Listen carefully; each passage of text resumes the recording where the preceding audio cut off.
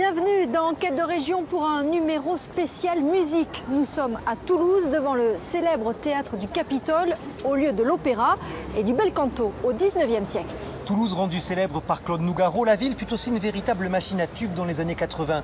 Si je vous dis Gold, Madère ou encore Art Mengo, autant d'artistes qui ont marqué cette époque. Que sont-ils devenus? On les a retrouvés pour vous.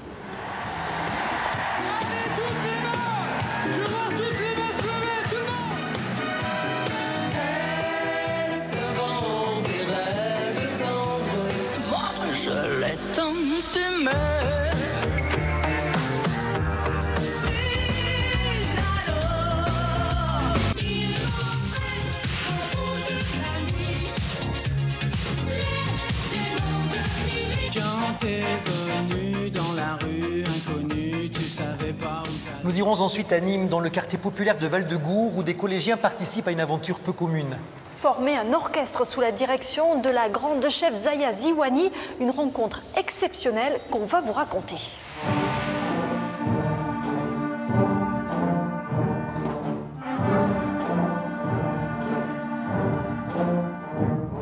Je pense que nos jeunes, ils ont énormément de potentiel. Après, peu importe parfois leur fragilité ou leurs origines ou leur parcours, ils ont aussi énormément d'énergie, ils ont aussi beaucoup de potentiel. Et moi, cette exigence-là, elle sert aussi à les amener loin. J'ai le trac. Et puis la musique peut aussi soigner, nous soigner. Nous irons à la rencontre d'une art-thérapeute. Elle pratique notamment la vocologie, car l'entrevoix a beaucoup de choses à nous dire, une expérience étonnante. Ça peut nous donner des informations sur les blocages que vous avez au niveau de votre voix. Votre voix est très intime, mais elle vous raconte, elle nous trahit. Donc du coup, si on a des endroits où, par exemple ici, on a un petit trou, on peut se poser la question, est-ce que c'est parce que vous n'entendez pas cette fréquence ou est-ce qu'il y a quelque chose qui est bloqué? Donc on va aller voir ce qui peut être bloqué au niveau physique, émotionnel, psychologique, et on va travailler dessus. Nous sommes dans l'un des studios mythiques de Toulouse, le studio Condorcet. Les plus grands sont venus enregistrer Claude Nougaro, Johnny Hallyday, Lionel Hampton et beaucoup d'autres. Et c'est aussi ici que dans les années 80, des groupes comme Gold ou Émile et Images sont venus créer leurs tout premiers albums, des tubes que l'on fredonne encore. Et avec l'ensemble des chanteurs toulousains de cette décennie, ils ont vendu plus de 12 millions de disques. 30 ans plus tard, que sont-ils devenus? Quel regard portent-ils sur ces années où ils caracolaient en tête du top 50? Un peu plus près des étoiles, c'est un reportage de Bruno Frediani, Éric Korevitz, Pierre Barguissot et Ève Ducot.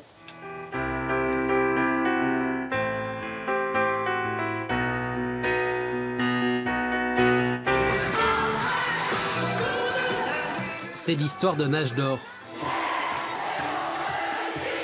On a ouvert les vitres, j'ai mis la radio à fond. L'histoire d'une fête éternelle. Il y avait cette marque toulousaine, ce son toulousain. Le succès, quand il arrive d'un coup. Voilà, il arrive au bon bout. L'histoire d'un succès, la bande-son d'une génération. C'était trop génial, c'était mon premier concert de ma vie. C'était d'enfer, c'était trop bien. Merci les gars, trop dingue.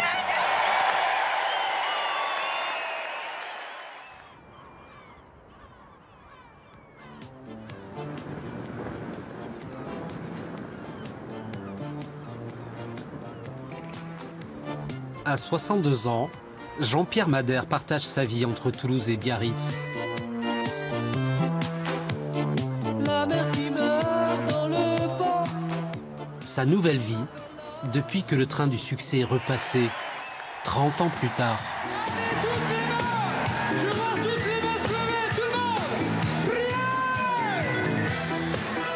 La folie des années 80. Un retour inattendu pour une génération dorée de Toulousains qui se croyaient condamnés au passé. On n'a pas été remplacé, je crois, dans le festif avec un peu de fond. C'est-à-dire, si on regarde, on est passé de mode dans les années 90, au moment où les boys bands et le rap arrivent. Donc tout d'un coup, les défauts que j'avais à l'époque sont devenus les qualités d'aujourd'hui.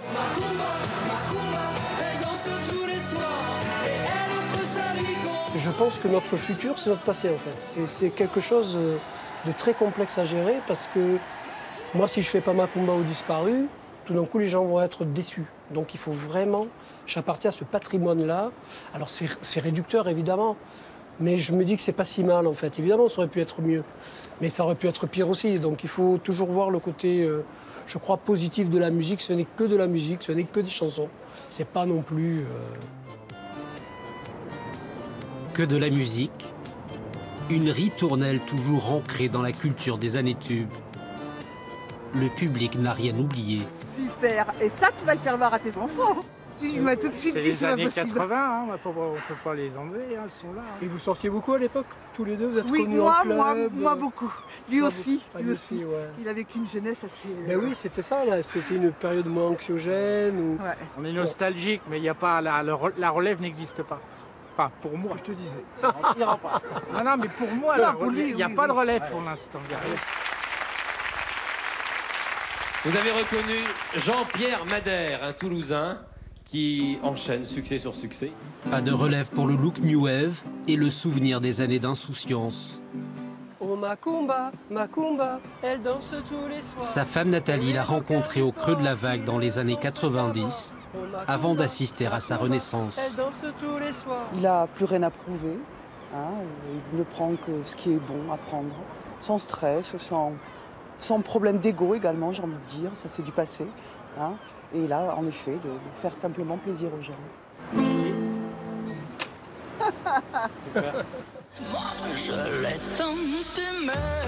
Toulouse dans les années 80,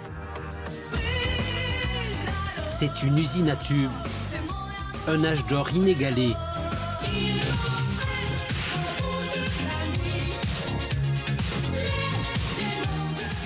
Un son produit dans un studio près de la gare, le studio Condorcet. Là, on est au studio Condorcet, là où tout a commencé. On voit Madère, on voit Francis Cabrel. C'est fou, quoi. Est-ce qu'aujourd'hui, est-ce qu'on pourrait aller dans un studio et retrouver autant de talents, voilà, Week-end Millionnaire, autant de talents au même nombre de mètres carrés. C'était vraiment des années vraiment particulières. Il semblait y avoir une émulation, un vrai amour de la musique, quoi, et un amour de la musique tel que je l'aime moi. Moi, j'aime bien les studios de répétition qui sentent la bière, qui sentent la sueur, où on fume plein de clopes et il y a un nuage de fumée au-dessus de nous. Et maintenant, tout ça, rien de tout ça ne peut exister encore. Là, c'était une usine à tubes. Ah, mais c'est quelque chose de fou, quoi. De 79 à 81, c'est 12 à 15 millions de singles fabriqués et conçus à Toulouse qui sont vendus. C'est quelque chose d'ahurissant, quoi. Et quelque chose d'unique en France. À Paris, ils ne comprennent pas. Ils ne comprennent pas. Ils se demandent si c'est quelque chose, si c'est le soleil qui fait ça ou s'il y a quelque chose dans l'eau. Oui, ils ne comprennent pas. Donc ils envoient leurs artistes enregistrés à Condorcet. C'est vraiment une époque dorée. C'est une espèce de microclimat musical vraiment particulier.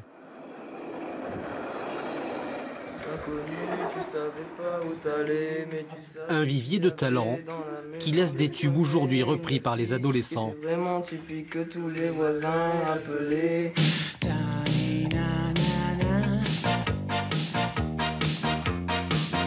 Quand t'es venu dans la rue inconnue, tu savais pas où t'allais, mais tu savais qu'il y avait dans la maison du premier une fille qui était vraiment typique que tous les voisins appelaient.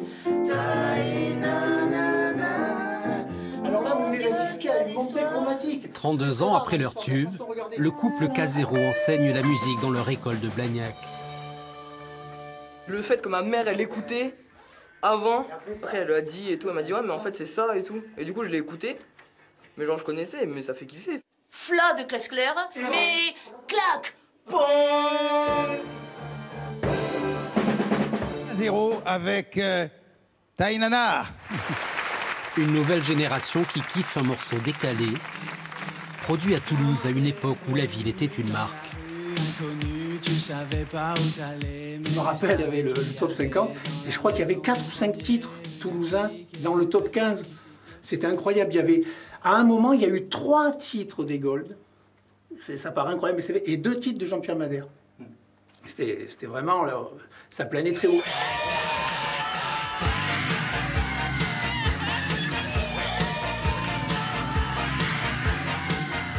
C'était la folie, oui c'était la folie, mais ça je crois que En discutant avec tous les gens qui ont du succès dans tous les corps de métier, que ce soit théâtre, cinéma, musique, quand le succès arrive et qu'il arrive à fond, tout le monde dira que c'est trop. On aimerait qu'il arrive petit à petit, par morceaux, et puis d'une manière douce et crescendo, en montant doucement, mais ça, c'est pas possible. La vague du succès qui n'a pas emporté leur goût de la musique. Et on revient sur le solo. Le couple n'a jamais cessé de composer. Envahis-moi de pop musique. Mais ça, c'est trop bas pour moi, ça.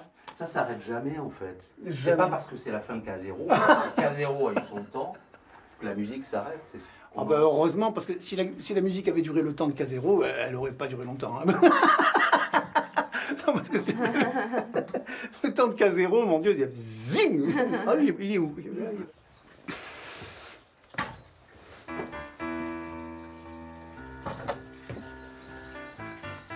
Je fais danser les nuages. Vous allez Lui voir. fait danser les nuages. C'est le top.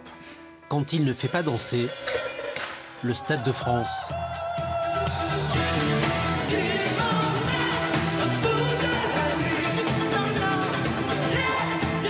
Jean-Louis Pujas du groupe Image et son tube de l'année 86 hors catégorie, en tête du top 50 pendant 13 semaines.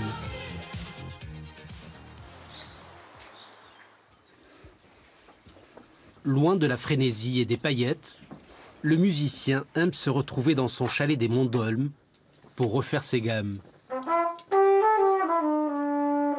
À 59 ans, il profite de la sérénité du succès.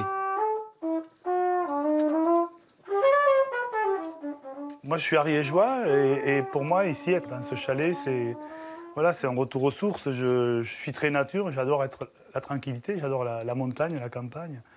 Et c'était comme ça avant le succès et il est hors de question que ça change, quoi. C'est important. Moi, je suis plus, tranquille que les soirées mondaines. Tout ça, c'est pas là où je me sens le mieux.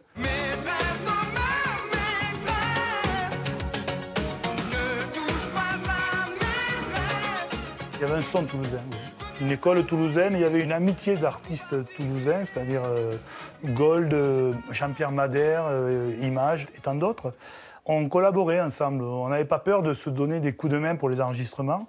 On n'a jamais été concurrents, on a plutôt été copains et solidaires de nos enregistrements. Et moi, j'ai joué pour Jean-Pierre Madère, j'ai joué pour Gold. Il y avait cette marque toulousaine, ouais, ce son toulousain.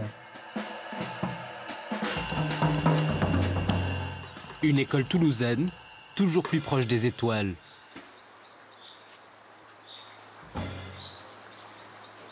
« 20 millions d'étoiles pour 20 millions de disques vendus depuis les années Gold, accrochés chez Émile, le chanteur du groupe. » Là, ça doit être 1 million, je pense.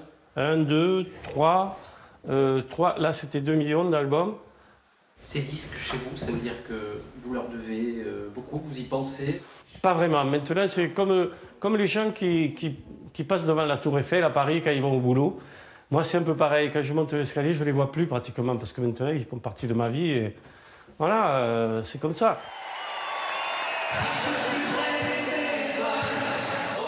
Des chansons inscrites au patrimoine populaire, à côté de la Tour Eiffel.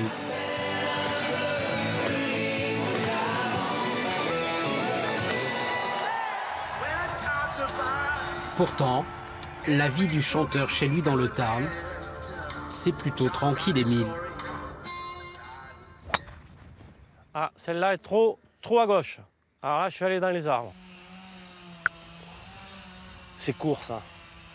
Ça doit être court. C'est pas mal droit, mais trop court.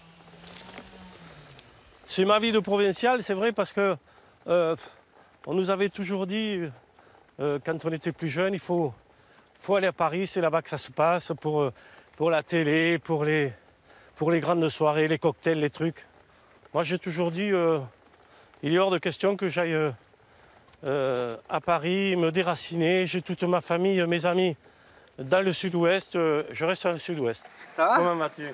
Ça va bien et toi? Ça va bien, ouais. Ouais. Ah ouais, tu viens de donner des cours un peu? Ben voilà, ouais, j'étais sur le practice. Et les tubes, vous les écoutiez Ah ben oui, non mais depuis que les Gold, ça remonte à quelques années. Quoi, Il me connaît depuis très longtemps, c'est vrai. Ouais, hein, ça fait... Il est venu même danser dans les, oui, les balles populaires. Et avec tout ça, la mobilette. C'est juste de simples chansons, agréables à écouter, agréables à danser, et qui mettent l'ambiance. Les démons de minuit, c'est pour s'amuser, voilà. Et comme Ohé Ohé, Capitaine abandonné, pareil, c'est la même chose.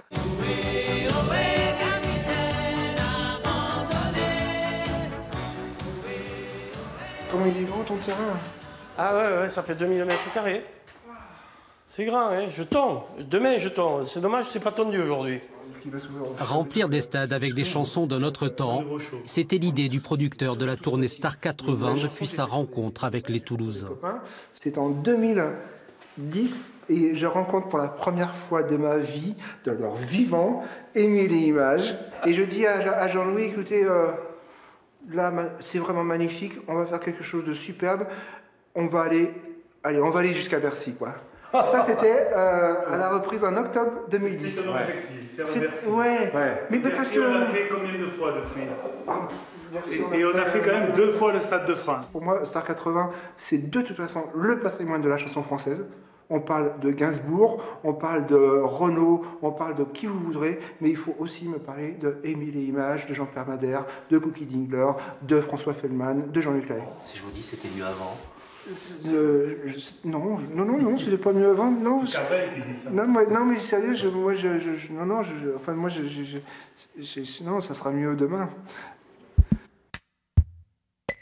Demain, avec un nouveau Stade de France au programme de la prochaine tournée. Comme pour ralentir le temps des années tubes et profiter encore d'une fête que l'on voudrait éternelle. Oh Macumba, oh Macumba.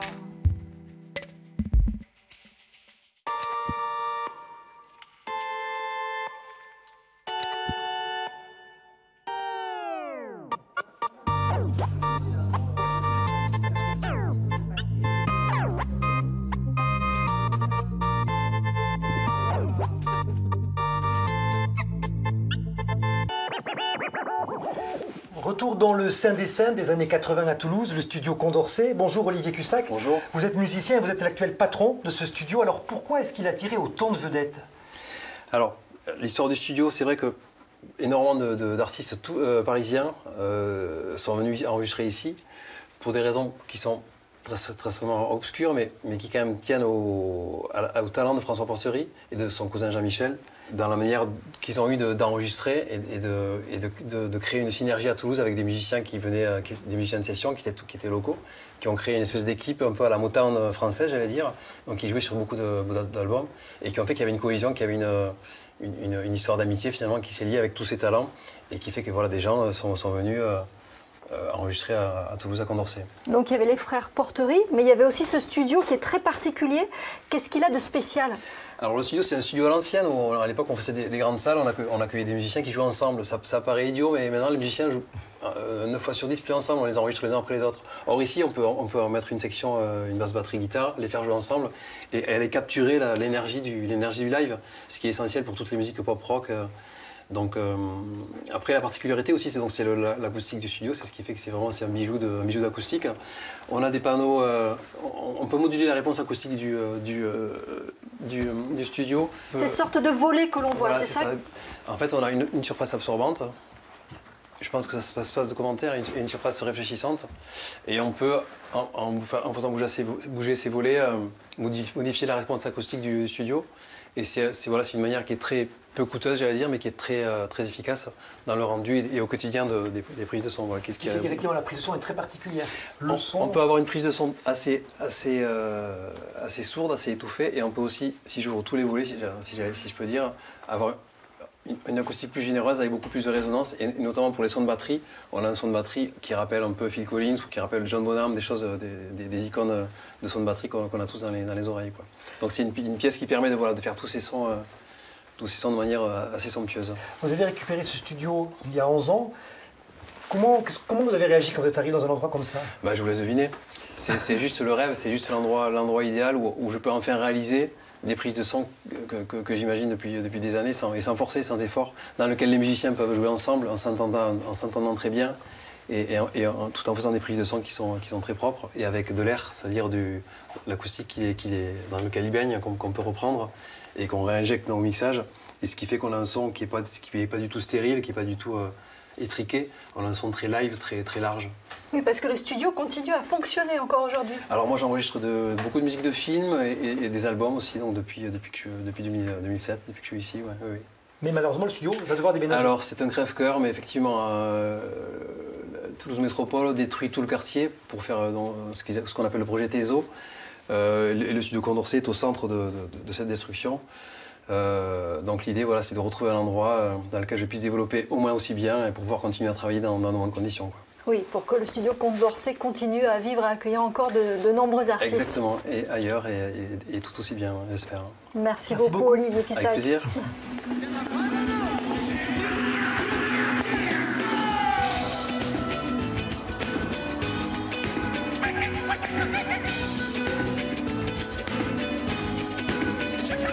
C'était la fourriota que je m'en souvienne. On voulait pas passer pour qu'on nous retienne. Il lui fallait derrière tout ça, topé qu'à la course. Mais en tout cas, il a coulé de source. Y'a pas d'arrangement, pas de grimace. Juste le lendemain, se regarder dans une glace. Faut dire, on a fait ça pour faire la fête. Et se dire, cette folie, on la fête. On va maintenant retrouver un musicien dont le groupe a marqué, lui, les années 90, le groupe Zebda.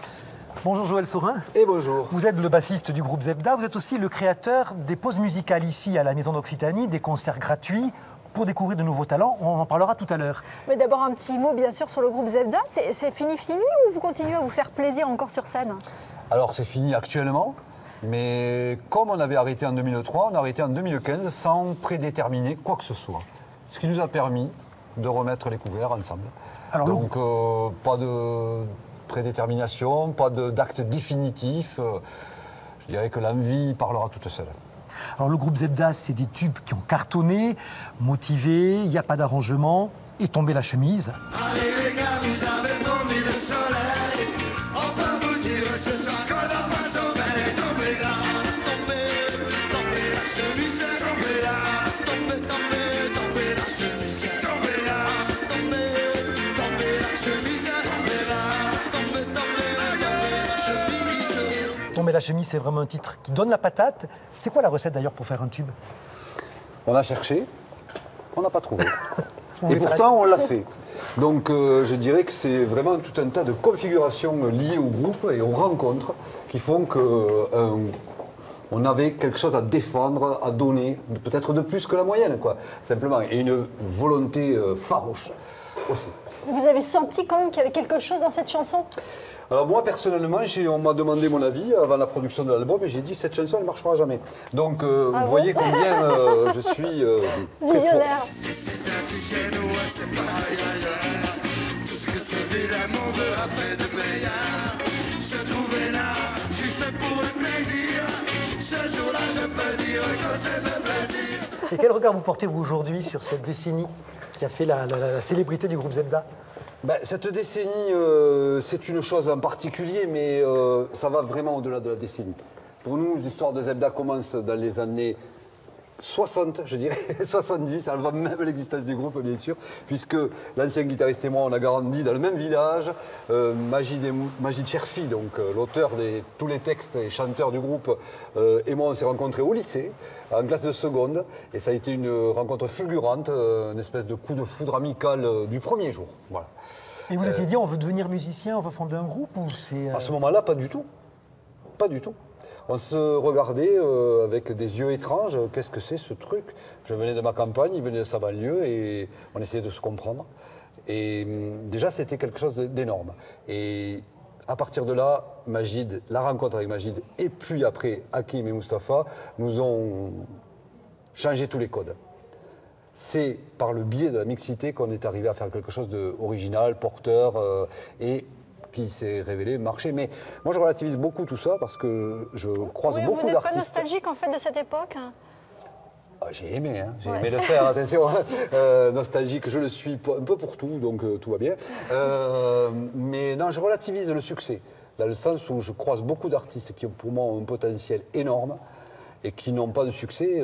C'est aussi le cheminement de la vie, le hasard, la chance. Enfin, il y a tant de choses qui sont configurées ensemble pour que ça... Oui, c'est une alchimie très particulière. Ça tombe bien que vous parliez de ça, justement, des jeunes artistes que vous croisez, parce que vous avez créé, on le disait tout à l'heure, les pauses musicales, des concerts gratuits pour faire découvrir des nouveaux talents. On va aller justement dans la cour de la Maison d'Occitanie, où ça se passe. Expliquez-nous comment ça fonctionne, en fait. Ben, c'est très simple. Donc, ici même, dans cette cour, on installe 180 chaises et on a tous les jeudis, à l'heure du déjeuner, à 12h30, une proposition musicale qui est sur la scène, sur cette partie de la scène. Ce sont des concerts gratuits? Ce sont des concerts gratuits pour le public, dont le principe est entrée libre, donc effectivement, mais aussi sortie libre. Je tiens à le préciser, c'est bien entendu avec notre public désormais fidèle, qu'ils ne sont pas obligés de rester. J'essaie de désacraliser le rapport entre artistes et public. Pour moi, c'est fondamental. C'est-à-dire que c'est la raison d'être de cette rencontre.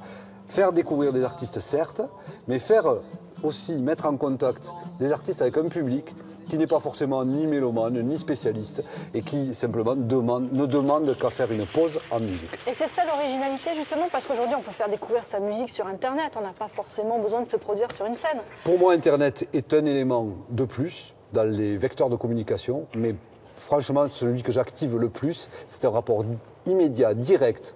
Vous passez dans la rue, je vous donne mon petit papier, entrez, c'est gratuit, c'est maintenant. Bonjour, la pause musicale tous les jeudis. Ça marche vraiment comme ça? Ça marche principalement comme ça, Internet aussi, mais je pense que ce vecteur-là, c'est le vecteur qui crée le plus de fidélité. Et vous qui avez connu le succès à une certaine époque, vous vous sentez un peu le devoir de permettre à de jeunes musiciens qui ne sont pas connus de se faire connaître? Jeune ou pas jeune? Ou jeune ou pas jeune. Je tiens à le préciser aussi parce que je croise par exemple de très bons musiciens qui ont eu leur moment, effectivement, dans la jeunesse, plutôt dans la vingtaine. On ne parle que d'eux, Puis, disparition. Et ces artistes-là, ils continuent à exister, ils jouent, ils survivent parfois. Et donc, on essaie de leur proposer d'autres occasions de se faire connaître ou de se faire entendre et de flécher qu'ils ne jouent pas qu'à la pause musicale, mais qu'ils jouent aussi dans un festival où peut-être, madame, dans le public, vous ne viendrez pas si vous ne l'avez pas découvert ici. Donc, les pauses musicales, ça continue jusqu'à l'été et vous allez fêter vos 10 ans avec un joli concert. Ça sera au mois de septembre. Absolument. Donc, on va faire ça à l'Auditorium Saint-Pierre-des-Cuisines les 22 et 23 septembre et on va inviter 3 solistes qui sont venus dans ces 10 ans à la pause musicale jouer. Et on va les faire accompagner pour l'occasion d'un orchestre symphonique. Là où la modestie est notre mot d'ordre habituel, ce jour-là, on sera dans le faste. Donc il faut venir pour ce concert-là. Absolument. Merci beaucoup, Joël Seurat. Merci à vous.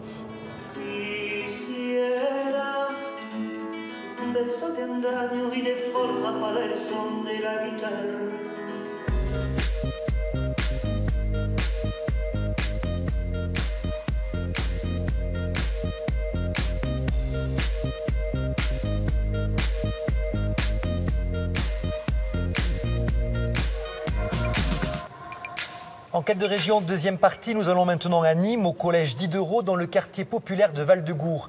À la rentrée prochaine, il aura disparu. Ces élèves seront répartis dans d'autres établissements pour favoriser la mixité sociale. Pourtant, depuis 6 ans, le collège s'ouvre à la ville entière grâce à la musique. Il est au cœur d'un projet baptisé Harmonime, sous la baguette magique d'une grande chef d'orchestre, Zaya Ziwani, une rencontre exceptionnelle. Un collège à l'unisson, c'est un reportage de Jean-Michel Escafre, Valérie Banabera, Laurent Daudet et Virginie Portella.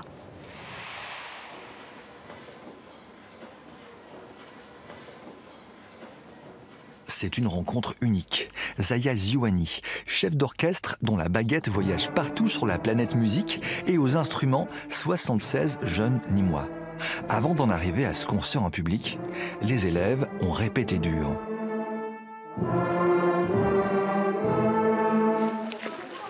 La veille, au collège Diderot, début de la masterclass. C'est parti pour 6 heures de répétition.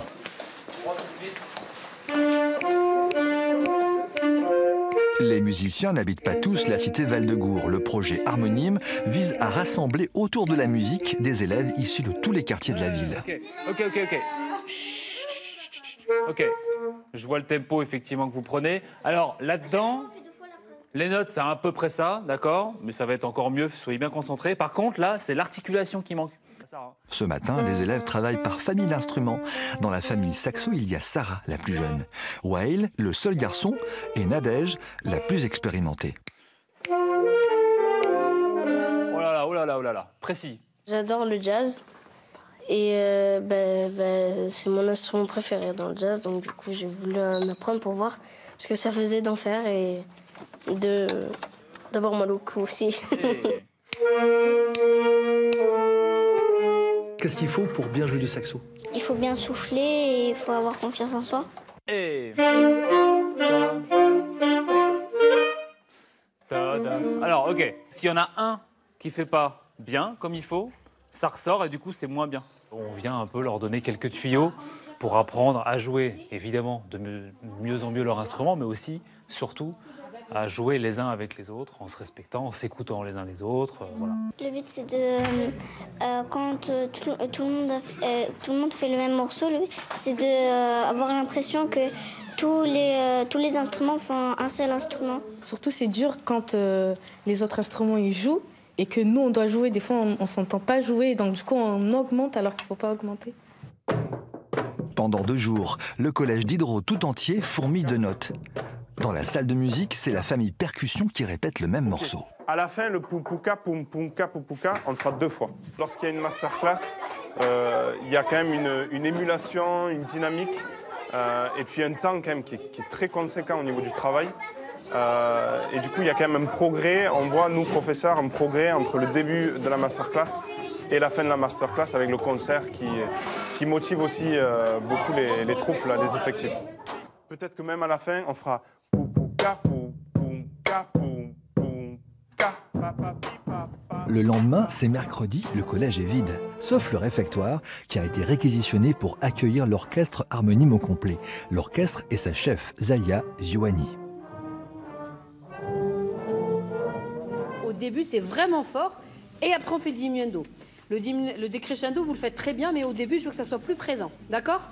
Merci, on refait du début tous ensemble. Les élèves répètent les mêmes morceaux depuis la rentrée avec leur professeur. La grande chef Zaya Ziouani vient parfaire ce travail et façonner l'orchestre éphémère. Le rythme intensif de ces 2 jours bouscule un peu les musiciens juniors, mais ils apprécient la méthode Zaya. Bon, dans le rythme que vous faites, quand vous faites le rythme et quand vous faites le yam, papam, ça, je voudrais que ça soit un peu plus précis et puis vous pouvez aussi le faire ressortir un peu plus, le yam, papam. Alors, Zaya Ziouani, comment tu la trouves? Impressionnante. Zaya, elle est géniale, elle travaille bien, elle nous fait travailler bien. Surtout, elle nous donne les instructions, et elles sont claires. Zaya Ziouani milite pour que tous les enfants aient accès à la pratique musicale et l'égalité commence par le choix des mots. Moi, je ne fais pas de différence entre un professionnel et un enfant. Et je pense que c'est ça aussi qui est important. Et je pense que nos jeunes, ils ont énormément de potentiel. Après, peu importe parfois leur fragilité ou leurs origines ou leur parcours, ils ont aussi énormément d'énergie, ils ont aussi beaucoup de potentiel. Et moi, cette exigence-là, elle sert aussi à les amener loin et à leur montrer qu'il n'y a pas de limite. À partir du moment où on s'investit, on travaille. Non, non, non. Merci bien. Le début, c'est beaucoup mieux. Merci beaucoup. Je vois que tout le monde a progressé et que hier on a travaillé, que tout le monde a travaillé et là on connaît mieux nos partitions. Ça joue mieux? Oui. On arrive mieux à jouer que hier, on n'avait pas les mêmes sons et pas les mêmes nuances et maintenant on arrive tous à jouer bien normalement et ensemble et à s'arrêter en même temps. Après 5 mois de travail et une masterclass, les élèves se sentent presque prêts. Mais à quelques heures du concert, ils retiennent leur souffle. J'ai le trac. Oui, j'ai le trac. Parce qu'on ne sait jamais si, genre, il n'y a pas quelqu'un qui va faire une note de plus que les autres, qui va s'arrêter avant ou qui va s'arrêter après. Ouais, c'est pas mal du tout. Bravo à tous. Le concert approche à grands pas. Les musiciens récupèrent leurs instruments, direction le théâtre Christian Liger. Ensuite, ils prennent tout leur temps pour les assembler avec soin. Des instruments qui leur sont prêtés par une association pendant leur scolarité. Zaya Zouani attend les élèves pour une ultime répétition. Allez, on se met au bord de la chaise, s'il vous plaît, bien dynamique, parce que là, j'en vois qui font les pépés et les mémés, là. Allez, bien droit. Zaya Zouani est connue dans toute la galaxie musicale. Elle a commencé par jouer de l'alto, a fait ses débuts de chef à 20 ans, a dirigé plusieurs formations symphoniques. 3 et... Mais si elle vient à Nîmes pour la 6e année, c'est pour transmettre sa passion. Et ceux qui chantent, je veux vous entendre chanter avec une jolie voix généreuse. On y va.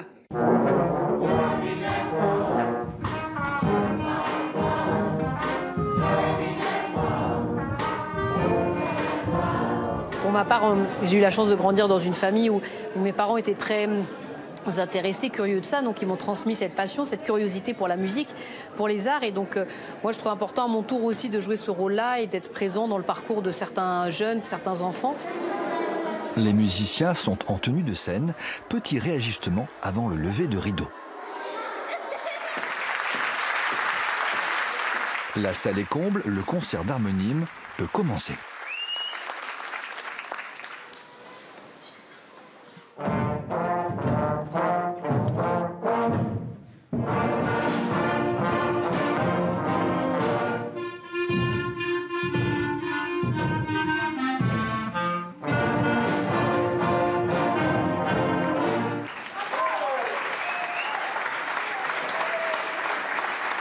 C'est impeccable, il n'y a rien à dire. C'est magnifique. En plus, c'est des gamins à la base qui n'ont rien, aucune connaissance musicale ni rien du tout. Au bout de 2 ans, 3 ans, ils sont comme ça fait plaisir. Je les ai vues toutes heureuses en train de jouer ces instruments. Depuis le début de l'année, ils faisaient que tous les jours, ils répétaient, ils faisaient que des répétitions à la maison. Donc, je suis contente de les voir sur scène. Zaya Zouani est presque nîmoise. Elle revient au mois de mai pour un dernier masterclass avec le collège Diderot et un concert à la salle Paloma.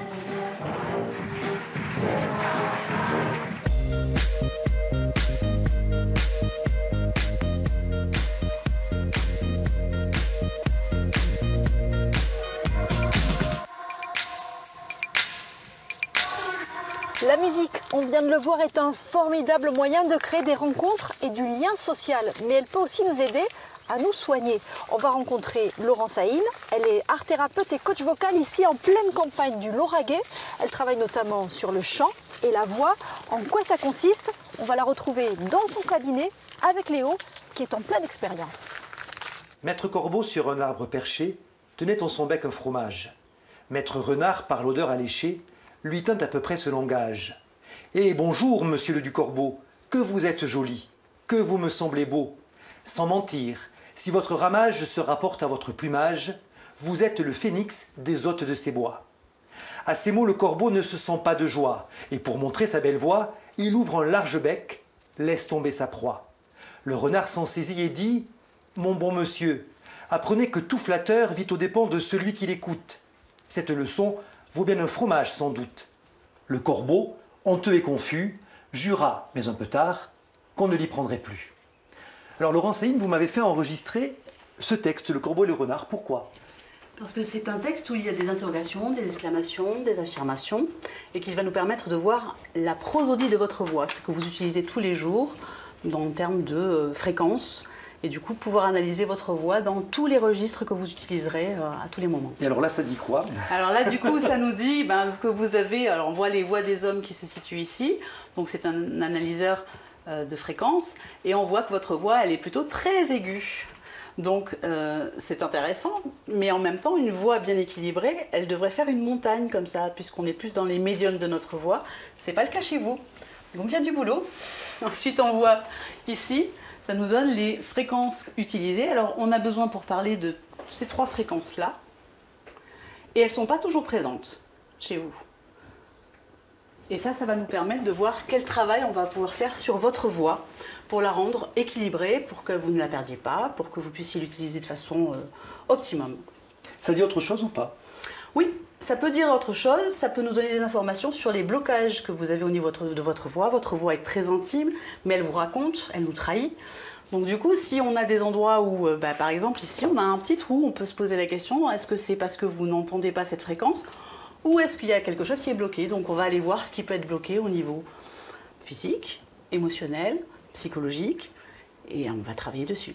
Donc vous faites de la vocologie, du travail sur la voix, vous êtes coach vocal, et donc c'est ça, l'idée c'est d'accompagner les gens pour que leur voix soit mieux placée et pour débloquer aussi autre chose ou... Complètement autre chose, c'est-à-dire que notre voix, elle est tout le temps en train de changer, toute la journée elle change, le matin, suivant les gens avec qui vous parlez, elle change.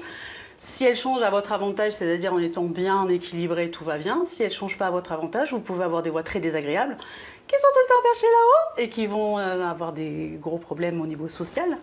Ce sont des gens qu'on va éviter, hein, on les trouve pénibles, mais en fait ils sont bloqués au niveau de leur larynx. Donc on va aller travailler sur pourquoi ce blocage, essayer de le modifier pour pouvoir apaiser leur voix, eux aussi, et puis rendre leur vie plus facile. Et c'est facile de travailler sur la voix ou pas? C'est facile de chanter, donc du coup quand on chante on travaille, et du coup on est un peu dans du plaisir. Donc c'est plus sympa que d'aller travailler en se disant c'est du travail, il va falloir que... Mais c'est pas toujours évident parce qu'on a beaucoup de blocages avec sa voix. On a choisi une voix à un moment donné, on ne le sait pas, mais on a tous choisi une voix à un moment donné, socialement. Et du coup, renoncer au changement, c'est compliqué. Qui vient vous voir? Ce sont des professionnels, des particuliers? Pas mal d'enseignants au début. Maintenant, il y a de plus en plus de gens qui sont dans des difficultés émotionnelles. Des gens qui travaillent avec leur voix, donc des commerciaux, des avocats, des gens qui ont besoin de poser leur voix. On dit poser sa voix, c'est une image, hein, on ne pose pas sa voix, mais qui ont besoin d'avoir une voix efficace. Des politiciens, j'aimerais bien, qui travaillent tous leur voix. Vous êtes aussi également art-thérapeute, alors ça consiste en quoi l'art-thérapie? Alors l'art-thérapie, c'est travailler sur soi, de façon thérapeutique, au travers d'un médium qui va être artistique. Alors, je comprends la thérapie par le dessin, on dessine et puis inconsciemment peut-être des figures vont apparaître qui disent des choses qu'on a cachées, mais vous êtes, vous, art-thérapeute par le chant, et comment on exprime quelque chose par le chant en fait? Alors c'est assez magique, puisque je demande à choisir une chanson par exemple, hein, je prends un exemple. Donc c'est une chanson qu'on choisit, on ne chante pas n'importe quoi en fait? On peut, non, n'importe quoi c'est assez rare, mais en général on va choisir une chanson de façon non censurée. Et quand on va la chanter et qu'on va lire les paroles, on va se rendre compte que cette chanson parle de nous à un moment bien précis. Donc c'est assez fulgurant. C'est l'avantage de la thérapie par un médium, c'est-à-dire qu'on ne va pas passer beaucoup de temps à chercher ce qui ne va pas, mais tout d'un coup ça va nous apparaître. Il y a le choix de la chanson et la manière de chanter qui peuvent dire des choses sur nos problèmes en fait. Tout à fait. Et puis chanter, c'est exprimer ses émotions.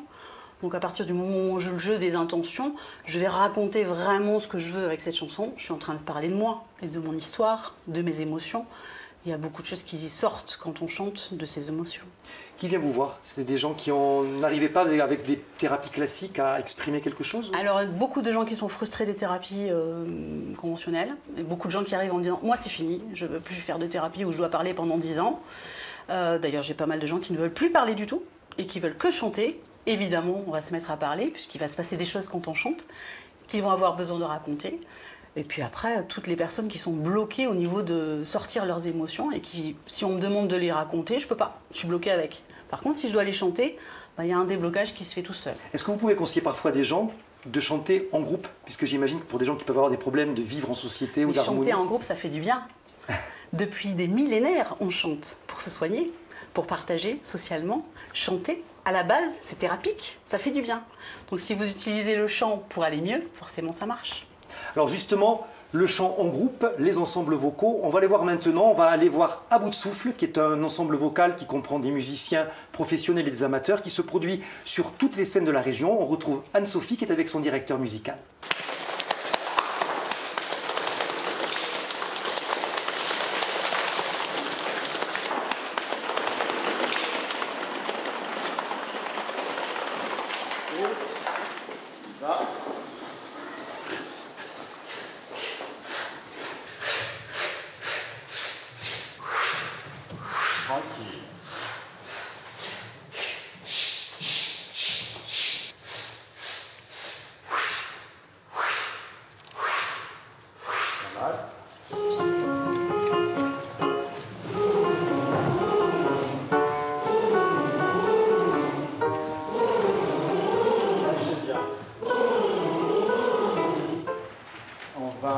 Travailler un bout du Magnificat.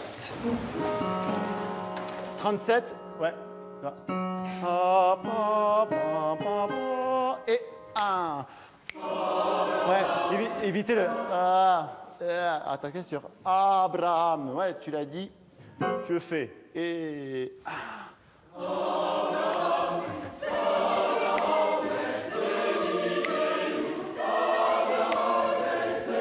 Ok. Il y a vraiment, pour moi, il y a vraiment une progression sur ces 4 mesures. Et en fait, il faut que vous laissiez un petit peu monter la sauce. Si vous êtes tout de suite à fond sur le premier, ça ne marche pas. Abraham et Zemini et Yus. Abraham et Zemini. Et puis allez, les sopranes. Ah, et on y va. Ouais, mais il faut mais si vous êtes déjà à bloc, ça ne marche pas. Et...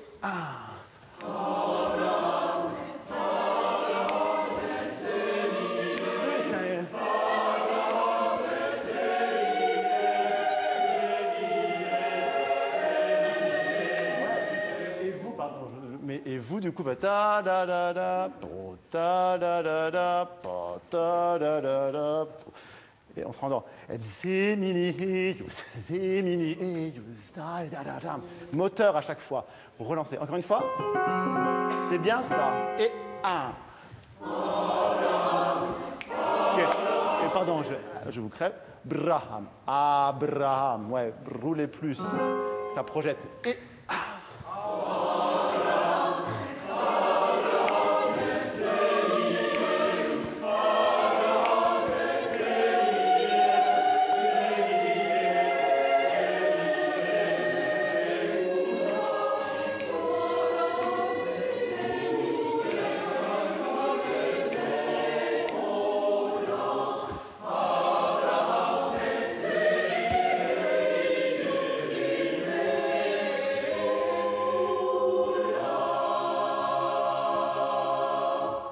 ok. Bonjour Stéphane Delenka. Bonjour. On vous surprend en pleine répétition de votre prochaine création. Oui, tout à fait. Alors, À bout de souffle, c'est un chœur essentiellement amateur. Tous ces chanteurs sont amateurs. Oui. Combien sont-ils dans votre ensemble? Ils sont 50 chanteurs amateurs. À bout de souffle, c'est un chœur amateur et un ensemble professionnel. C'est vraiment les 2 entités qu'on met ensemble pour des projets spécifiques qu'on monte tous les 1 an et demi. Et ces amateurs, comment vous les recrutez? Qui peut venir chanter avec vous? Bah, a priori tout le monde, après j'écoute les gens, donc du coup oui, je sélectionne un petit savoir peu. un petit peu chanter. Voilà, non, après il y a vraiment des profils très différents dans le chœur, des gens qui ont beaucoup chanté en chœur, d'autres moins, certains qui ont l'expérience de la scène, parce qu'on monte des opéras aussi, donc du coup ça m'intéresse aussi d'avoir des personnalités qui ont qui pratiquent une autre discipline artistique par exemple.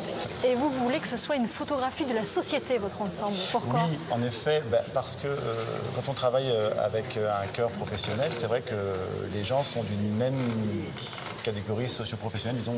Donc du coup, ça crée aussi une unité. Et c'est vrai que dans le chœur amateur, ce qui est super, c'est qu'on a des gens très différents, d'âges différents, qui viennent d'horizons différents. Et sur scène ou même en spectacle, en concert, ça donne aussi une énergie qui me plaît beaucoup. Et vous l'avez dit, vous travaillez aussi avec des professionnels, c'est le but des projets, vous croisez ces 2 milieux. Oui, complètement. Qu'est-ce qui s'apporte mutuellement? L'énergie en fait donnée par le chœur amateur donne aussi envie aux professionnels de s'investir de la même manière et de ne pas venir juste pour faire son cachet en fait et repartir. Et puis c'est des projets qu'on fait aussi dans le long terme, qu'on prend le temps, comme je vous dis, on fait des projets tous les 1 an, 1 an et demi. Ça nous laisse le temps de vraiment créer, souder une équipe et de faire plusieurs rencontres avant les créations pour que la symbiose ait lieu et en général ça marche. Ça marche. Et quel effet ça produit sur le public?